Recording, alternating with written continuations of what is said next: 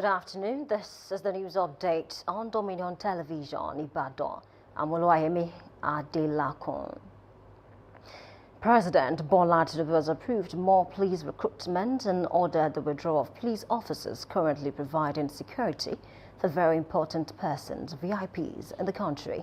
Statement by presidential spokesman Bayo Onanuga confirmed this development, stating that police authorities will deploy them to concentrate on their core police duties.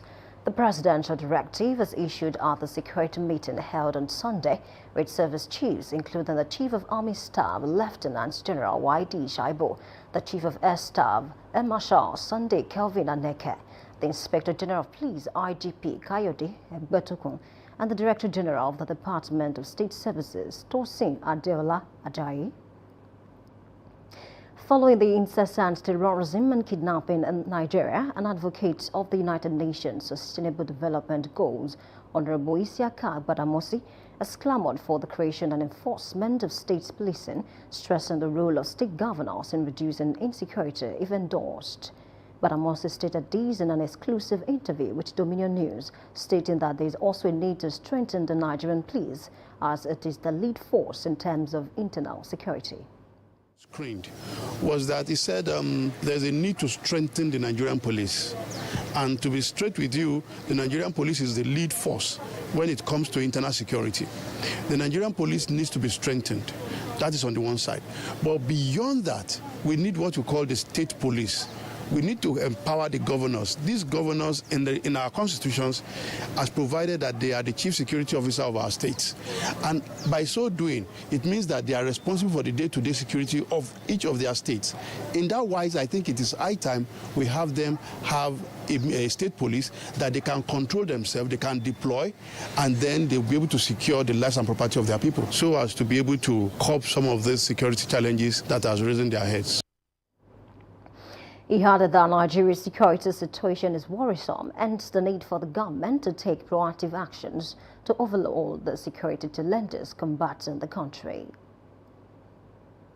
The family of Jade leader of the indigenous people of Biafra, IPOB, Nnamdi Kanu, has disagreed with the recent judgment delivered by Justice James Omotosho at the Federal High Court, Abuja. In a statement issued and signed by Emmanuel Kanu on behalf of the Oku Kanu family, the family said it was speaking with heavy heart but absolute clarity regarding the court's decision. They noted that several legal points in court, including Section 36, subsection 12 of the Constitution, emphasizes the importance of constitutional safeguards. The statement also addressed the court's reliance on the transition or saving clause, thereby calling for adherence to the Constitution and established legal processes. Bauchi State Government has ordered the immediate closure of all public and private schools across the state, including state-owned primary, secondary and tertiary institutions, as well as federal government-owned schools. The directive was announced in a press statement issued by the Ministry of Education's Information Officer, Jalaluddin Usman, reaffirming Bauchi State Government commitment to safeguarding learners. The government also assured residents that further updates will be provided as the situation develops, thereby urging the public to remain calm, vigilant, and cooperative by reporting any suspicious activities. On the foreign scene, counting of votes is underway in Guinea-Bissau, where voting for presidential and legislative seat took place on Sunday for President Umaru Sissoco Embalo, who is seeking a second term in the nation that has endured multiple coups. Analysts reported that the vote was a close race between Embalo and Fernando Diaz da Costa, a 47-year-old backed by former Prime Minister Domingo Simios Pereira, the runner-up in the 2019 presidential election. According to reports, the winner needs more than 50% of the vote, otherwise the election will head to a runoff. Meanwhile, the incumbent President Bissau earlier urged the people to vote and trust the electoral process. 3 suicide bombers have targeted the headquarters of a Pakistani paramilitary force, killing 3 personnel and wounding at least 5 people, according to authorities. David Iqbal, the deputy commandant of the force, confirmed that the attackers opened fire as they forced themselves into the headquarters in Peshawar City before blowing themselves up inside the complex. Officials have added that law enforcement personnel, including the army and police, have now condoned off the area and are carefully handling the situation on suspicion of terrorist invasion inside their quarters. The United States and Ukraine have released a report confirming the productivity of their peace talks over the weekend in Geneva, agreeing to continue working assiduously.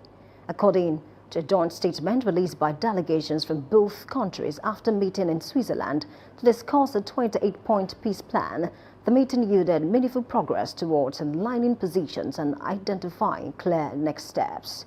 A White House report of the Geneva talks revealed that the Ukrainians believe the current draft reflects their national interest. Meanwhile, Russian attacks on Ukraine has continued, with at least 4 people killed by drone attack on Kharkiv on Sunday. Talking sport, Nigeria's basketball team, the Tigers, is named a 12-man squad for the first window of the 2027 FIBA Basketball World Cup African qualifiers ahead of the start of their campaign on Thursday in Tunis. Head coach Abdurrahman Mohamed confirmed the roster ahead of the team's departure as Nigeria prepares to begin its Group C fixtures against host Tunisia on Thursday in a challenging group that also includes Rwanda and Guinea. Former Afrobasket captain Ekwekwamo headlines the squad, returning as one of the team's most experienced players alongside Elisa Akonobi, Paul Diba, Chinka Gaba, Maurice Udeze, Mike Nuga, among others. You can visit our website on www.dominion.org.ng to watch us live and interact with us. You can also follow us across our social media platforms: Facebook, Instagram, TikTok, YouTube and LinkedIn at Dominion Broadcast and X at Dominion Cast. And that ends the news update on Dominion Television. I'm Oluwayemi Adela saying thank you for watching and good afternoon.